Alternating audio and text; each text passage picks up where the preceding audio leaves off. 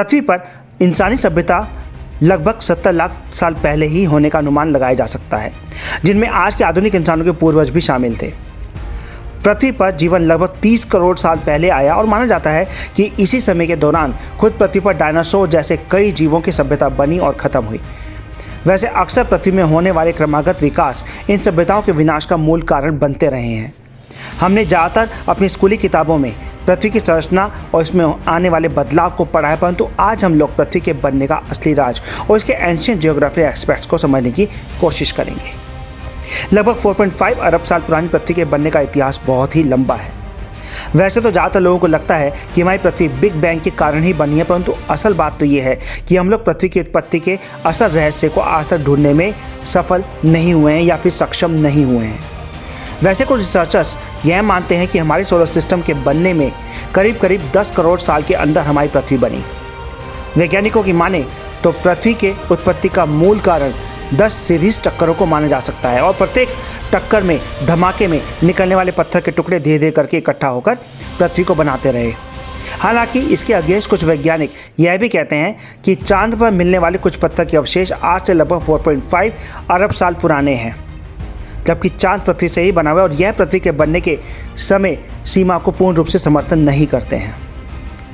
वैसे भूवैज्ञानिकों के बीच एक बहुत ही लोकप्रिय सिद्धांत प्रचलित है। इस सिद्धांत को थेइया का सिद्धांत भी कहते हैं, यानी कि प्रिंसिपल ऑफ थेइया। आज से कई अरबों साल पहले मार्स जैसा दिखने वाला थेइया नाम का एक सेलेस्टियल ऑब्जेक्ट पृथ्वी के साथ टकराया था। यह ऑब्जेक्ट लगभग मार्स के आकार जितना ही था। टक्कर के कारण पृथ्वी पर जो एटमॉस्फेयर मौजूद था वो पूरी तरीके से खत्म हो गया। टक्कर से निकलने वाले पत्थरों के टुकड़े आपस में जुड़कर चांद का निर्माण करते चले गए। आप जिस पृथ्वी को देख रहे हैं उसको बनाने में थेइया का बहुत बड़ा हाथ है, क्योंकि टक्कर के बाद पृथ्वी की जलवायु में यानी कि क्लाइमेट में ऑक्सीजन की मात्रा बढ़ी और जीवन की उत्पत्ति शुरू हुई। आज भी कुछ वैज्ञानिकों का मानना है कि टक्कर से पहले की पृथ्वी में जो जलवायु मौजूद थी वह अभी भी इसके सेंटर में मौजूद है। बाद में हमारी पृथ्वी कई सारे अलग अलग अवस्थाओं में आकर धीरे धीरे ग्रेजुअल विकसित होने लगी। पृथ्वी की थेइया के साथ टक्कर लगभग 4.5 अरब साल पहले हुई थी और उस टक्कर का पृथ्वी पर काफ़ी भयानक प्रभाव पड़ा था। टक्कर की वजह से पृथ्वी पूरे तरीके से एक आग का गोला बन गई थी। क्लाइमेट पूरे तरीके से खत्म हो गया था और एटमॉस्फेयर काफ़ी गर्म हो गया था। हर तरफ लाल लावा और मैग्मा दिखाई पड़ता था। आग की नदियाँ बहती थी और पानी की जगह समुद्र में लावा मौजूद था। उस समय की पृथ्वी की तुलना आज के वीनस ग्रह के साथ भी कर दे तो कोई गलत नहीं होगा। हालांकि उस समय जलवायु लगभग ना के बराबर थी, परंतु कुछ मात्रा में जल के पार्टिकल्स अब भी मौजूद थे। बाद में जब पृथ्वी धीरे धीरे ठंडी होने लगी तब जाकर पृथ्वी पर पानी के समंदर बने। वैसे समंदर की बनने की इस प्रक्रिया के लिए वाटर पार्टिकल्स की सघनता यानी कंडेंसेशन का होना जरूरी था। उस समय पृथ्वी में भारी मात्रा में मौजूद मैग्मा भी ठंडा हुआ और पानी के साथ मिलकर पृथ्वी के ठोस सरफेस यानी कि पत्थर का निर्माण किया। पृथ्वी के अद्भुत भूविज्ञान के इतिहास में वैसे तो कई सारे प्राचीन खनिज मौजूद हैं, परंतु जिरकोन नाम का एक खनिज ऐसा भी है यानी कि मिनरल ऐसा भी है जो कि पृथ्वी का सबसे प्राचीन मिनरल भी है। वैज्ञानिकों का मानना है कि यह मिनरल या खनिज पृथ्वी पर लगभग 4.5 अरब साल पहले से ही मौजूद है, यानी कि पृथ्वी के बनने के समय से ही। तो अब बात करते हैं पृथ्वी के प्रारंभिक महाद्वीपों के बनने की। जैसे कि सबको पता है कि वर्तमान के समय में पृथ्वी पर 7 महाद्वीप मौजूद हैं, परंतु क्या आप पृथ्वी के प्राचीन महाद्वीपों के बारे में जानते हैं? लगभग हर एक महाद्वीप के नीचे बड़े बड़े टेक्टोनिक प्लेट्स आज भी मौजूद हैं, पर प्रारंभिक यानी कि स्टार्टिंग के जो महाद्वीप थे उनके नीचे मौजूद टेक्टोनिक प्लेट काफ़ी छोटे हुआ करते थे। वैसे विज्ञान की भाषा में इन्हें मेटामॉर्फिक रॉक बेल्ट भी कहा जाता था, क्योंकि ज़्यादातर यह लावा से बनी हुई मेटामॉर्फिक रॉक से ही अपने अस्तित्व में आए थे। पत्थरों की ये बेल्ट बहुत ही मूल्यवान धातु सोना, चांदी, तांबा और मिनरल से भरी हुई थी। लगभग 3 अरब साल के अंदर ही पृथ्वी की सरफेस काफ़ी तेज़ी से बढ़ी और साथ ही साथ जीवन की उत्पत्ति के लिए जरूरी यूनिट्स का निर्माण शुरू होने लगा। एक सिद्धांत के अनुसार लगभग 3.5 अरब साल पहले पृथ्वी पर जीवन की पहली नींव रखी गई थी। उस समय पानी में मौजूद कुछ पत्थरों के बीच फोटोसिंथेसिस की प्रक्रिया शुरू हुई। सामान्य तौर पर यह प्रक्रिया पौधों के अंदर होती है, जो कि उनको अपना खाना खुद बनाने के लिए सक्षम करती है। पृथ्वी के बनने के 2.4 अरब सालों तक जलवायु में यानी कि क्लाइमेट में ऑक्सीजन की मात्रा धीरे धीरे बढ़ती रही, परंतु जीवन का कोई भी निशान मौजूद नहीं था। इस समय पृथ्वी पर मौजूद टेक्टोनिक प्लेट के अंदर भी कोई सक्रियता नज़र नहीं आई, जिसकी वजह से शायद इतने लंबे समय तक जीवन की उत्पत्ति भी नहीं हो पाई। खैर, उस वक्त शायद जीवन को पनपने के लिए कोई बदलाव की जरूरत थी, जो कि टेक्टोनिक प्लेट की सक्रियता के साथ भविष्य में होने वाला था।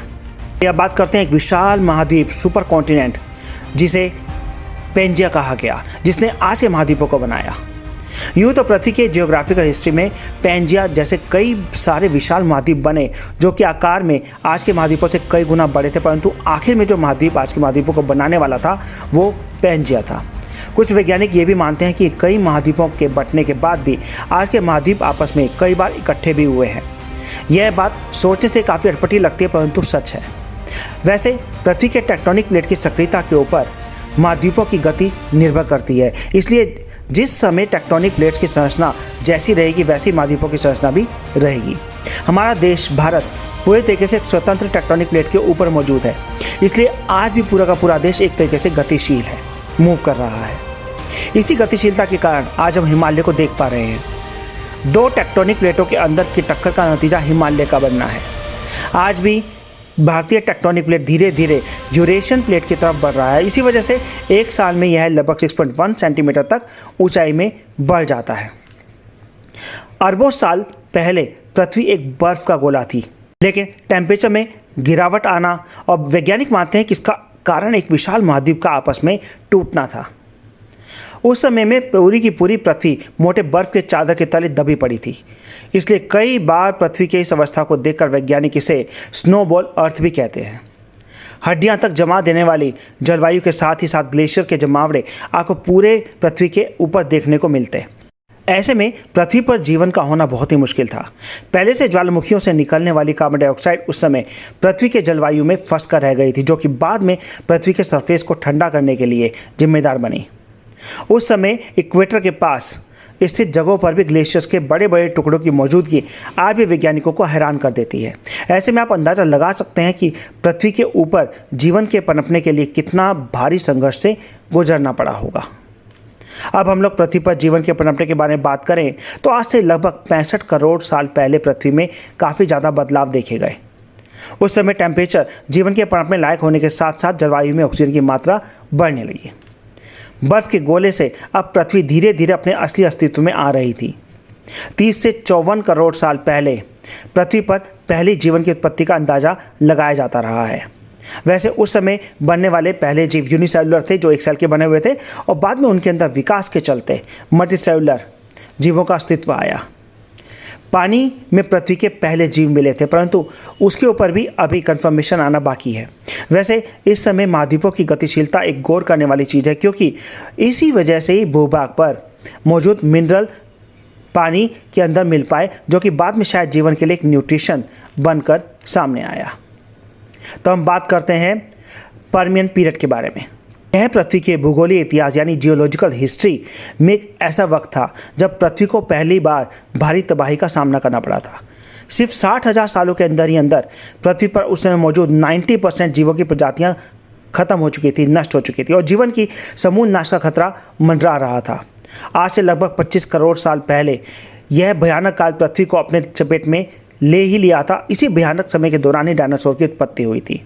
हालांकि इसके बाद क्रेटेसॉस पीरियड यानी आज से 6 करोड़ साल पहले भी दोबारा डायनासोर के विनाश के चलते उस समय पृथ्वी से लगभग 85% जीवों की प्रजातियां लुप्त हो गई थी।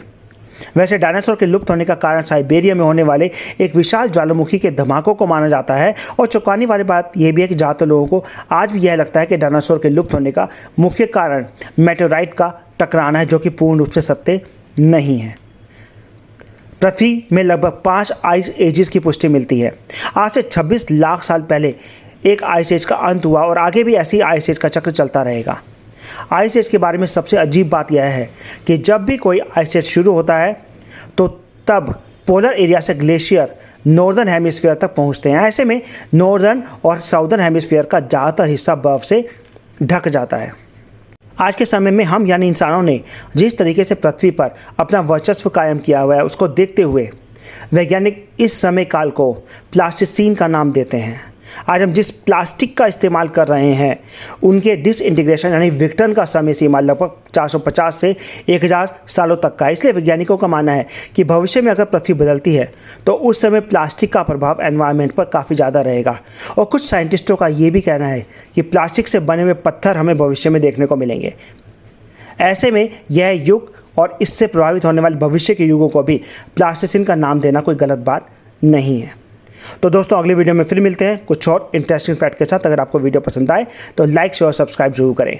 Thank you.